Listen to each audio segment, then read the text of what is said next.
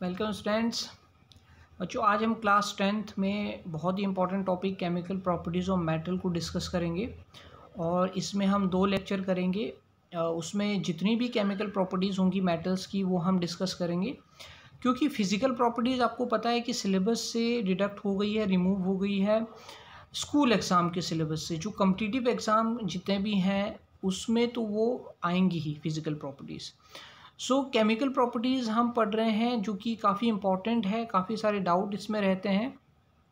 Chemical properties में start करते हैं। इसमें ये फर्स्ट लेक्चर होने वाला है और मेटल की डेफिनेशन से इसको स्टार्ट करते हैं। मेटल की डेफिनेशन में हमको बताया है कि दे हैव मेटल्स को आप कैसे डिफ़ाइन करोगे। एक तो आप फिज़िकली डिफ़ाइन कर सकते हो, ठीक है, वो आपको पता है कि यार आप फिज़िकली डिफ़ाइन करते हो कि उसमें मेलिएबिलिटी होती है, डक्टिलिटी होती है, कंडक्टिविटी होती है, सॉलिड होते हैं, मैक्सिमम जो है सॉलिड ही रहते हैं एक्सेप्ट मरकरी जो कि लिक्विड होता है। तो ये तो आप फिज़िकली उसको डिफ़ाइन करते हैं।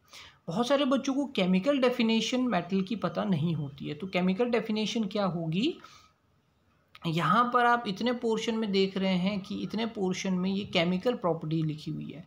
इसमें कहा हुआ है दे हैव 1, 2 और 3 electrons in the outermost shell. Outermost shell में कितने इलेक्ट्रॉन्स होते हैं? 1, 2 और 3 इलेक्ट्रॉन्स होते हैं, ठीक है। लास्ट वाले शेल में 1, 2 या 3 इलेक्ट्रॉन होंगे तो उसको हम कहेंगे मेटल, ठीक है।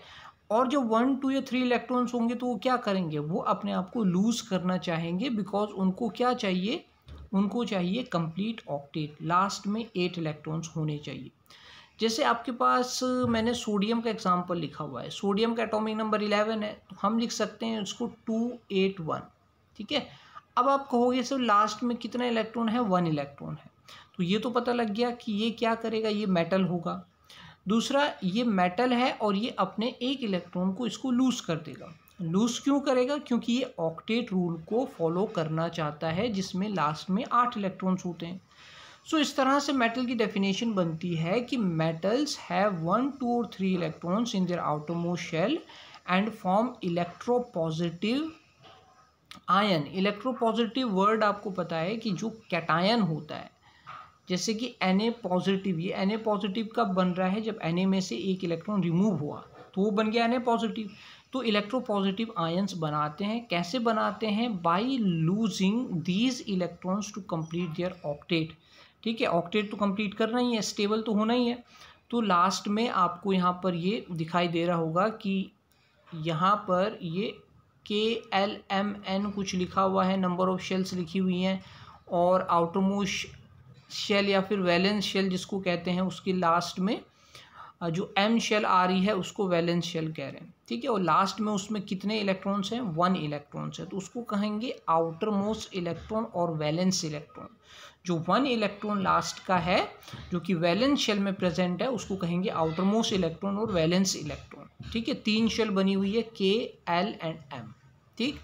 एंड अब ये क्या करेगा? अपने इस आउटर मोस्ट इलेक्ट्रॉन को लूज करेगा, ठीक है। By losing this 1 electron easily sodium can complete it's octet, ठीक है। सोडियम अपना ऑक्टेट कंप्लीट करेगा जब वो लास्ट का ये इलेक्ट्रॉन लूज कर लेगा। तो लास्ट में फिर उसका L शेल आएगा और L में 8 इलेक्ट्रॉन कंप्लीट हो गए। तो हम कहेंगे कि यार ये क्या बना रहा है? सोडियम यहाँ पर क्या कर रहा है? सोडियम का एटॉमिक नंबर 11, तो उसमें आ जाएगा ऊपर 1 पॉजिटिव का चार्ज। मतलब अब उसका ऑक्टेट कंप्लीट हो चुका है और वो स्टेबल हो चुका है, वो आयन बन चुका है, ठीक है। और अब उसमें क्या है? 1 पॉजिटिव का चार्ज आ गया, ठीक है। ये कंप्लीट मैंने रिप्रेजेंटेशन यहाँ पर आपके लिए लिखी हुई है। ये कंप्लीट रिप्रेजेंटेशन है, ठीक है, कि सोडियम में 281, ठीक है, ये इतने इलेक्ट्रॉन्स थे, 11 इलेक्ट्रॉन्स थे। जब उसने 1 इलेक्ट्रॉन लास्ट का लूज़ किया, क्यों लूज़ किया? बिकॉज वो अपना ऑक्टेट कंप्लीट करना चाहता है। और उसके लास्ट में अब कितने इलेक्ट्रॉन बचे? 8, ठीक है। और उससे उसका ऑक्टेट कंप्लीट हो गया, बट उसके ऊपर रिजल्ट क्या हुआ कि उसके ऊपर पॉजिटिव चार्ज आ गया और उसको कहेंगे इलेक्ट्रोपॉजिटिव आयन, ठीक है।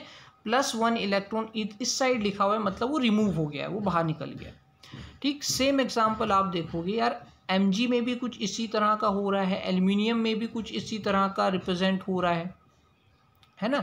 Mg में भी Mg2 पॉजिटिव बन रहा है, मतलब 2 इलेक्ट्रॉन लास्ट के क्या हुए, ये 2 इलेक्ट्रॉन ये बाहर निकल गए, रिलीज हो गए। ठीक है, इसका +2 इलेक्ट्रॉन लिखने का मतलब ये बाहर निकल गए। एल्यूमिनियम का एटॉमिक नंबर 13 283, मतलब इसमें कितने इलेक्ट्रॉन्स रिमूव होंगे, 3 इलेक्ट्रॉन्स इसमें से रिमूव हो जाएंगे, ये 3 इलेक्ट्रॉन्स बाहर निकल गए, चार्ज आ गया इसके ऊपर 3 पॉजिटिव का। ठीक है, आई थिंक इतना कंप्लीट हो गया है, इतना आप लोगों को समझ में आ गया होगा कि पॉजिटिव चार्ज कब बन रहा है, जब वो इलेक्ट्रॉन को लूज़ कर रहे हैं। और मेटल्स की क्या प्रॉपर्टीज़ होती हैं कि मेटल्स इलेक्ट्रॉन को लूज़ करते हैं और इलेक्ट्रोपॉजिटिव आयंस बनाते हैं। ठीक है, तो ये तो होगी उसकी केमिकल डेफिनेशन। कुछ यहाँ पर मैंने लिखा हुआ है कि जैसे ये सारे जो मेटल्स हैं इनमें ये 1 इलेक्ट्रॉन को लूज़ करेंगे, जैसे lithium, sodium, potassium, rubidium, caesium. ठीक है, आपको शॉर्ट ट्रिक पता है, लीना ने की रब से फरियाद। ठीक है, शॉर्ट ट्रिक है, इसको आप याद रखें, मिनिमोनिक्स है, तो इन मिनिमोनिक्स से आप याद रखेंगे कि इसमें +1 का चार्ज आएगा, मीन्स सारे एक एक इलेक्ट्रॉन को लूज़ करेंगे। ग्रुप 2 में आप जाओगे तो beryllium, magnesium, calcium, strontium, barium and radium, कैसे इसको पढ़ेंगे, इसको कैसे मिनिमोनिक्स इसका बनाएंगे, बेटा मांगे कार स्कूटर बाप राजी। ठीक है, बेटा मांगे कार स्कूटर बाप राजी, तो ये सबके ऊपर +2 का चार्ज है, मतलब ये सारे 2 इलेक्ट्रॉन्स को लूज़ करेंगे। ठीक है भाई, तो chemical definition of metal I think clear हो गई है। फिजिकल बहुत सारे बच्चों को याद रहती है, बट केमिकल में उनमें क्या होती है, कन्फ्यूज़न आने लगती है। तो लास्ट में अगर 1 2 3 इलेक्ट्रॉन्स हैं, 1 इलेक्ट्रॉन है, 2 है या 3 है, तो वो लूज़ करेगा तो क्या बनाएगा, पॉजिटिव चार्ज, पॉजिटिव आयन बनाएगा। ठीक है, और उन्हीं को हम मेटल्स कहते हैं, ठीक, जो कैटायंस होते हैं। अच्छा, अब रिएक्टिविटी सीरीज़ की बात की जाए, आगे अगर केमिकल प्रॉपर्टीज़ में हम बढ़ें तो हमें ज़रूरत पड़ेगी रिएक्टिविटी सीरीज़ की। ठीक है, अब मेटल्स अरेंज होते हैं, आपको पता है कि यार इतने सारे मेटल्स हैं, क्या उनकी रिएक्टिविटी सेम है, पहला क्वेश्चन एनसीईआरटी में, कि इतने सारे मेटल्स है, क्या उनकी रिएक्टिविटी सेम है, बिल्कुल नहीं, उनकी रिएक्टिविटी डिफरेंट होगी। तो फिर उनको हम कैसे याद रखेंगे, किसकी रिएक्टिविटी ज़्यादा है, किसकी कम है, तो उसी के लिए एक रिएक्टिविटी है, इसको कहा जाता है एक्टिविटी सीरीज हमने बनाई है। Means metals are arranged in decreasing order of their reactivities, decreasing order, नीचे जाते हुए धीरे धीरे उनकी रिएक्टिविटी कम होगी। अब इसको कैसे याद करना है, बहुत सारे बच्चे इसको याद नहीं कर पाते हैं, तो यहाँ मैंने ये लिखा हुआ है कि कैसे इसको याद करना है। लाइक सबसे ज़्यादा पोटेशियम की रिएक्टिविटी, सबसे ऊपर पोटेशियम है, सोडियम है, ये दोनों लगभग बराबर ही इनकी रिएक्टिविटी होती है, बहुत ज़्यादा रिएक्टिव होते हैं। तो ये आ जाएगा जैसे potassium, sodium, calcium, magnesium, aluminium, carbon, zinc, iron, lead, hydrogen, इस तरह से। तो इसको याद कैसे कर सकते हैं, please stop calling me a careless zebra. ठीक है, इसको कैसे याद रखेंगे, जैसे पोटेशियम का प्लीज़ आ गया, सोडियम का स्टॉप आ गया, कैल्शियम में कॉलिंग आ गया, मैग्नीशियम का मी आ गया, इस तरह से मिनिमोनिक्स बना करके इसको याद रख सकते हैं। Please stop calling me a careless zebra, I like hydrogen, call me something good please. ठीक है, इसको 1-2 बार याद करोगे, याद हो जाएगा आप लोगों को। हाइड्रोजन से नीचे बच्चों जितने भी एलिमेंट होंगे बहुत कम रिएक्टिव वो माने जाते हैं, चाहे कॉपर की बात है, मैग्नीज की बात है, सिल्वर है, गोल्ड है, प्लेटिनियम है, ये बहुत कम रिएक्टिव होते हैं, बिकॉज ये हाइड्रोजन के भी नीचे यहाँ पर रिएक्टिविटी सीरीज़ में होते हैं। अब इस सीरीज़ का मतलब क्या है, इस सीरीज़ का मतलब आप अब डिक्रीजिंग रिएक्टिविटी है, धीरे धीरे जैसे हम नीचे जाएंगे रिएक्टिविटी कम होगी। तो इसका मतलब ये है कि यार अगर मैग्नीशियम बहुत ज़्यादा रिएक्टिव है आयरन के कंपैरिजन में, ठीक है, आयरन से मैग्नीशियम बहुत ज़्यादा रिएक्टिव है, तो वो क्या करेगा, मैग्नीशियम आयरन को डिस्प्लेस कर लेगा, हटा सकता है आयरन को। अगर आयरन का कोई सॉल्यूशन बना हुआ है, सपोज आयरन सल्फेट बना हुआ है, ठीक है, अब मैग्नीशियम आया, अब मैग्नीशियम ने कहा मैं ज़्यादा रिएक्टिव हूँ, तो उसने आयरन को उठा के बाहर कर दिया, ठीक है, और ख़ुद उस सल्फेट के साथ जुड़ गया। ठीक, तो इसको कहते हैं कि ये क्या करते हैं, रिएक्टिविटी सीरीज से हम डिस्प्लेसमेंट पता कर सकते हैं कि कौन किसको डिस्प्लेस करेगा या नहीं करेगा।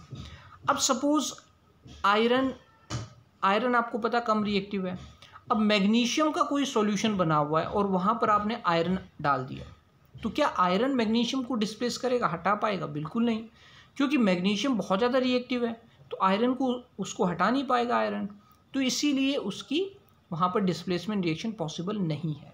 तो इस तरह से कौन सी रिएक्शन पॉसिबल है, कौन सी नहीं है, इसको करने के लिए भी हम रिएक्टिविटी सीरीज़ की हेल्प लेते हैं। अब ये जो आपको नीचे मैंने एलिमेंट दिखाए हुए हैं कि हाइड्रोजन के नीचे सिल्वर है, गोल्ड है, प्लेटिनियम है, बहुत कम रिएक्टिव होते हैं, लीस्ट रिएक्टिव।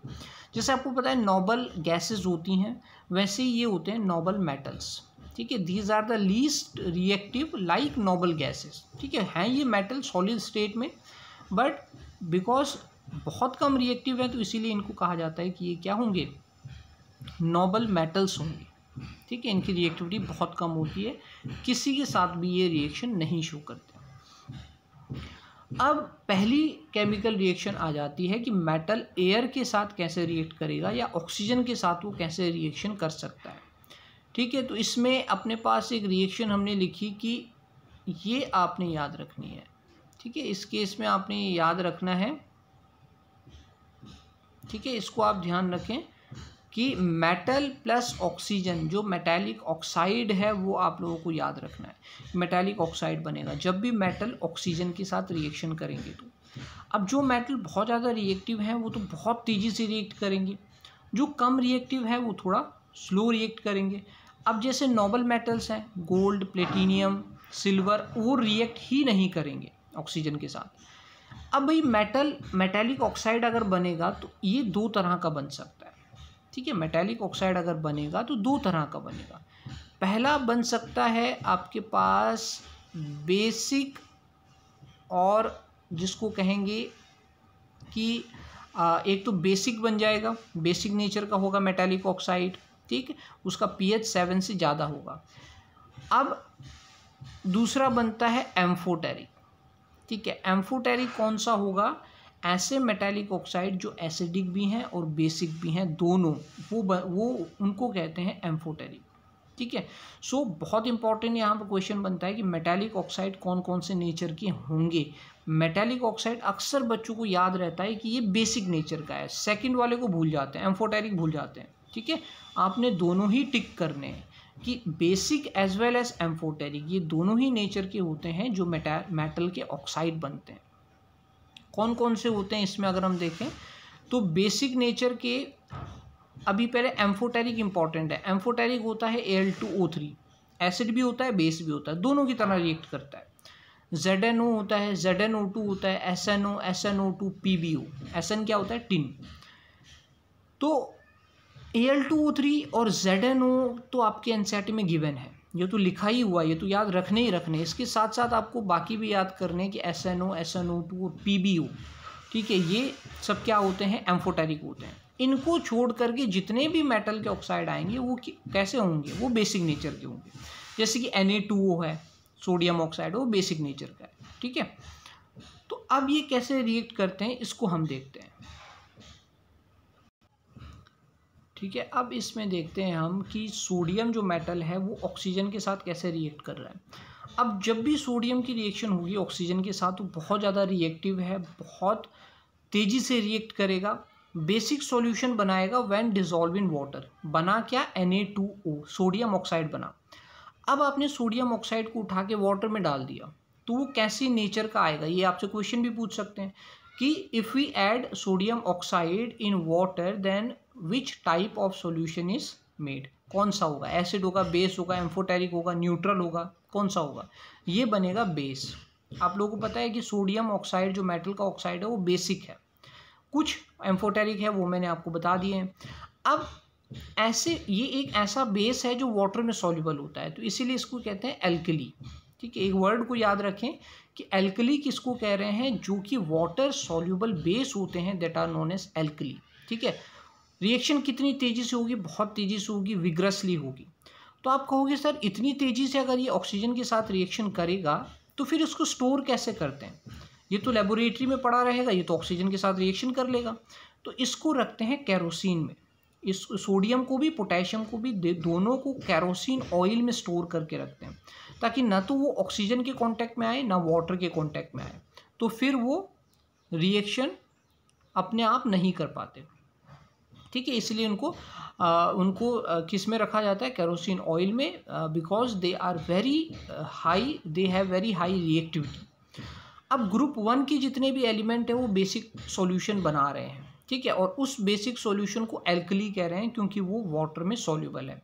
जैसे Na2O एल्कली बना देगा, ठीक है, NaOH बना देगा। K2O बना, पोटेशियम के ऑक्सीजन के साथ रिएक्शन होने के बाद उसको वाटर में डिसॉल्व किया, KOH बन गया, अगेन एल्कली हो जाता है। तो पहले ग्रुप वाले जितने भी आएंगे, lithium, sodium, potassium, rubidium, caesium, वो सारे एल्कली हो जाएंगे। ठीक, अब बात आई कॉपर की। क्या कॉपर ऑक्सीजन के साथ रिएक्शन करता है तो क्या फास्ट रिएक्शन करता है? नहीं, ये बहुत ही स्लो रिएक्शन करेगा। और कैसे बनाएगा? ये ब्लैक कलर का बनाएगा कॉपर ऑक्साइड, CuO। इसको आपने याद रखना है, क्यूप्रिक ऑक्साइड। ठीक है, कॉपर सेकेंड ऑक्साइड का मतलब है कि यहाँ पर उसकी वैलेंसी कितनी है, 2 है।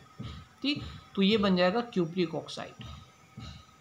अब हमने पढ़ा था कि कुछ तो इसमें बेसिक होते हैं, कुछ एम्फोटेरिक होते हैं। एग्जाम्पल दिया हुआ है NCERT के अंदर, याद रखना है Al2O3 इज एम्फोटेरिक। ठीक है, ये रिएक्ट करता है as well as act as acid as well as base, दोनों की तरह एक्ट करेगा, एसिड भी होगा बेस भी होगा। अब आप कहोगे सर एल्यूमिनियम को ऑक्सीजन में डाला, Al2O3 बन गया, ठीक है, ये एसिड कब होगा और बेस कब होगा? इसके पास अगर पावर है दोनों चीज़ों की, दोनों नेचर की इसके पास पावर है, तो ये अगर एसिड के साथ रिएक्शन कर रहा है, अगर आपने Al2O3 को एसिड के साथ रख दिया तो वो एक्ट करेगा बेस की तरह। ठीक है, वो एक्ट करेगा बेस की तरह, क्योंकि उसको तो रिएक्शन शो करनी है। और आपको पता है कि एसिड और एसिड की रिएक्शन होती नहीं है, तो एसिड और ये बेस की तरह रिएक्ट करेगा और रिएक्शन हो जाएगी salt plus water, as you already know, salt plus water, और ये एक्सोथर्मिक हो जाएगा। ठीक है, बहुत ज़्यादा एनर्जी रिलीज होगी। ठीक, अब बहुत सारे बच्चे इसमें गलती करते हैं सेकेंड वाली रिएक्शन में। अब उनको तो पता है कि Al2O3, सर ने तो कहा था कि मेटेलिक ऑक्साइड बेसिक होते हैं, ठीक है, बट Al2O3 तो एम्फोटेरिक है ना, उनको ये याद रहता है कि Al2O3 बेसिक है। ठीक, अब बेस की वो सोचते हैं कि NaOH भी बेस है, सही है, तो क्या बेस के साथ रिएक्शन करेगा? बिल्कुल नहीं, मतलब ये रिएक्शन हो ही नहीं सकती। ठीक, बहुत सारे बच्चे गलती करते हैं, बट आपको दिमाग में रखना है, याद रखना है कि जो Al2O3 है वो तो एम्फोटेरिक है, एसिड भी बेस भी, तो अगर वो बेस के सामने आपने रखा है तो वो एसिड की तरह बिहेव करेगा, और एसिड की तरह बिहेव करेगा तो वो बना देगा आपके पास sodium aluminate. Very important reaction, very important reaction, ये सोडियम एल्यूमिनेट बना देता है NaAlO2। ठीक है, एल्यूमिनेट आयन होता है AlO2-1। ठीक है, तो याद रखना सोडियम एल्यूमिनेट बन जाता है जब एल्यूमिनियम ऑक्साइड बेस के साथ NaOH के साथ रिएक्शन शो करता है। ठीक, इतना समझ में आया। अब इसमें हम एक समरी बना सकते हैं, एक कॉम्पिटिटिव पॉइंट ऑफ व्यू से भी ये समरी बहुत इंपॉर्टेंट है। समरी हम बना सकते हैं कि भाई अपने पास है पोटेशियम, पोटेशियम का केस ले लो। सबसे पहले पोटेशियम है, पोटेशियम सबसे ज़्यादा रिएक्टिव है, बेसिक ऑक्साइड बनाता है, कौन सा, K2O। ठीक है, रिएक्ट करता है बहुत ज़्यादा फास्ट, विग्रसली, विग्रसली का मतलब होता है very fast, and also form alkali, KOH भी बनाता है वाटर के साथ, और इसको कहते हैं कॉस्टिक पोटाश। ठीक है, तो ये इंपॉर्टेंट इन्फॉर्मेशन किसके बारे में, पोटेशियम के बारे में। सेकंड आपके पास आ गया सोडियम। अब सोडियम क्या है, आपको सेम इसी की तरह है, पोटेशियम की तरह, वो भी एक ऑक्साइड बना रहा है Na2O, वो भी बहुत फास्ट है, बहुत वायलेंट रिएक्शन कर रहा है, उसका भी एल्कली बन रहा है NaOH, और उसको कहते हैं कॉस्टिक सोडा। NaOH को कहते हैं कॉस्टिक सोडा, और एल्कली KOH हो जाएगा कॉस्टिक पोटाश। ठीक है, तो ये कंप्लीट यहाँ पर समरी अपनी आ जाती है। अब सोडियम पोटेशियम को हमें पता है कि भाई बहुत ज़्यादा रिएक्टिव हैं ये, तो ऑक्सीजन के साथ भी रिएक्शन करते हैं, वाटर के साथ भी करते हैं, तो एक्सीडेंटल फायर को प्रिवेंट करने के लिए कि कभी रखे इन पे अचानक ये बहुत ज़्यादा तेज़ी से रिएक्शन कर लें, इसको रोकने के लिए हम इसको केरोसिन ऑयल में इसकी रिएक्शन शो करवाते हैं, केरोसिन ऑयल में इसको स्टोर करते हैं ताकि ये रिएक्शन शो ना कर पाए। ठीक है। अब आ गई मैग्नीशियम की बारी। तो मैग्नीशियम देखो बेसिक ऑक्साइड बना रहा है, एल्यूमिनियम बना रहा है एम्फोटेरिक ऑक्साइड। अब बच्चों इसमें अगर आपको ये नोट्स चाहिए होंगे तो क्योंकि ये काफ़ी सारे बच्चे कह रहे हैं कि ये नोट्स ओपन नहीं हो रहे हैं, जैसे मैं डिस्क्रिप्शन में डालता हूँ, तो एक लिंक मैंने डिस्क्रिप्शन में दे दिया है अपने टेलीग्राम चैनल का। वो NTSE टेलीग्राम चैनल मैंने बनाया है, उस पर आप क्लिक करना, उस चैनल को आप ज्वाइन कर लो, ठीक है। पब्लिक चैनल है, कोई भी उसको ज्वाइन कर सकता है, और वहाँ पर मैं ये नोट्स PDF की फॉर्म में अपलोड कर दूंगा, वहाँ से आप उसको डाउनलोड कर सकते हैं, आसानी से देख सकते हैं, ठीक है। तो प्रॉब्लम का सॉल्यूशन यही है कि आप टेलीग्राम चैनल पे ज्वाइन कर ले। उसमें प्रीवियस चैप्टर के भी बहुत सारे नोट्स केमिस्ट्री के मैंने अपलोड किए हुए हैं, तो उसको भी आप डाउनलोड करके पढ़ सकते हैं। और प्लस उसके अंदर जो आपका लास्ट चैप्टर है पीरियोडिक क्लासिफिकेशन ऑफ एलिमेंट, उसके भी मैंने नोट्स अपलोड किए हुए हैं, तो वहाँ से आप उसको आप जस्ट डाउनलोड कर सकते हैं PDF की फॉर्म में और पढ़ सकते हैं, ठीक है। तो sodium potassium kept in kerosene oil, ठीक है स्टूडेंट। तो मैग्नीशियम यहाँ पर बनाएगा मैग्नीशियम ऑक्साइड जो कि बेसिक ऑक्साइड होगा। एल्यूमिनियम बना रहा है एल्यूमिनियम ऑक्साइड Al2O3 जो कि एम्फोटेरिक है। एल्यूमिनियम ऑक्साइड जो कि एम्फोटेरिक नेचर का आपको पता ही है। उसके बाद Zn जिंक भी ऑक्सीजन के साथ या एयर के साथ रिएक्शन करके क्या बनाएगा, ZnO and ZnO2 both are amphoteric oxide, ठीक है। और लेड क्या बना रहा है, लेड भी एम्फोटेरिक ऑक्साइड बना रहा है, PbO, इसको भी आप नोट कर लेना, lead oxide, this is also amphoteric, ठीक है। उसके बाद they all 4 are covered with thin layer of oxides, ठीक है। जो ऊपर आपको ये चारों दिखाई दे रहे हैं, magnesium, aluminium, zinc and lead, इनका क्या हो जाता है कि जैसे आप एयर में रखोगे, एक्सपोज रखोगे, तो इनके ऊपर कुछ ना कुछ क्या हो जाती है, थिन लेयर, एक कोटिंग इनके ऊपर डिपॉजिट हो जाती है, ठीक है। और जो कोटिंग डिपॉजिट हो जाती है वो उनको फर्दर ऑक्सीडेशन से बचाती है, ठीक है। जैसे कि लेड के ऊपर एक कोटिंग डिपॉजिट हो गई, या कॉपर के ऊपर ये लेड के ऊपर या फिर एल्युमिनियम के ऊपर एक कोटिंग डिपॉजिट होगी एल्युमिनियम ऑक्साइड की, तो अब उसका फर्दर कोरोजन होने से वो उसको रोकेगा, ठीक है, प्रिवेंट करेगा। अब इसमें आयरन और कॉपर ये 2 एलिमेंट बचे। तो आयरन क्या होता है कि आयरन क्या एयर के साथ या ऑक्सीजन के साथ डायरेक्टली रिएक्शन करेगा, नहीं। आयरन को क्या करना पड़ता है, पहले तो बहुत ज़्यादा हीट करना पड़ता है, उसको रेड हॉट आयरन में कन्वर्ट करना पड़ता है, फिर उसको स्टीम के साथ रिएक्शन करवा करके फिर वो बनाता है Fe3O4, ठीक है। फिर वो Fe3O4 बनाएगा आफ्टर प्रोलॉन्ग्ड हीटिंग। कॉपर का भी कुछ यही है कि कॉपर भी after prolonged heating copper oxide black colour का वो प्रोडक्ट देता है। तो आयरन में आप ध्यान रखिए कि आयरन को आफ्टर प्रोलॉन्ग्ड हीटिंग ही उसको ऑक्साइड में कन्वर्ट कर सकते हैं, ठीक है। These two are not burned in air, they react with oxygen after prolonged heating, ठीक है। ये NCERT की लाइन लिखी हुई है मैंने यहाँ पे, ठीक है, नोट्स में ये NCERT की लाइंस लिखी हुई हैं, दे आर वेरी इंपॉर्टेंट। उसके बाद अपने पास नोबल मेटल्स आती हैं, जैसे कि सिल्वर बची, गोल्ड है या फिर प्लेटिनियम है, ये 3 बच गए अपने पास। अब ये तीनों क्या होते हैं, सिल्वर है, गोल्ड है या प्लेटिनियम है, ये नोबल मेटल किसी भी एजेंट के साथ रिएक्शन नहीं करती हैं, तो ऑक्सीजन के साथ भी नहीं करेंगी, and do not react with oxygen even at high temperature. आप चाहे इसको हाई टेम्परेचर, कितने भी हाई टेम्परेचर पे आप इसको लेके जाओ, सिल्वर, गोल्ड और प्लेटिनियम रिएक्ट नहीं करेंगे, they are known as noble metals, ठीक है।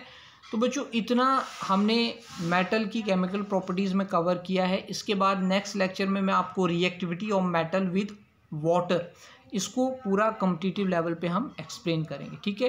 तो लिंक है टेलीग्राम चैनल का डिस्क्रिप्शन में, उसको आप ज्वाइन कर लें, पब्लिक चैनल है, ठीक है, उसको आप ज्वाइन कर लें। वहाँ पर केमिस्ट्री के नोट्स आपको PDF फॉर्म में मिलेंगे, उसको आप डाउनलोड कर सकते हैं, प्रिंट आउट उसका निकाल सकते हैं, ठीक है। सो नेक्स्ट लेक्चर में मिलते हैं, तब तक आप ये रिवाइज कर लें, अच्छे से इसको लिख लें, रिवाइज कर लें, और नेक्स्ट लेक्चर में हम reactivity of metal with water को स्टडी करेंगे।